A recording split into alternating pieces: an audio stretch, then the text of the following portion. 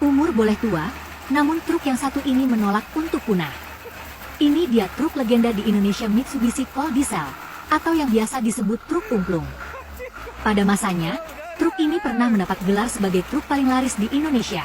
Di awal kemunculan truk ini mendapat perhatian penuh bagi para juragan-juragan yang membutuhkan armada yang tangguh. Truk kumplung pilihan yang tepat bagi mereka. Ternyata ada yang unik dengan truk ini, yaitu yang pertama, suara mesin yang khas berbunyi umplung-umplung, makanya truk ini disebut truk kumplung. Kedua, truk kumplung adalah pilihan yang tepat untuk berbagai sektor, seperti pertanian, bahkan konstruksi.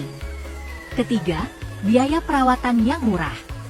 Hampir semua bengkel mobil mampu memperbaiki truk ini. Dan yang terakhir, truk kumplung masih saja eksis sampai sekarang, terutama di tangan anak muda.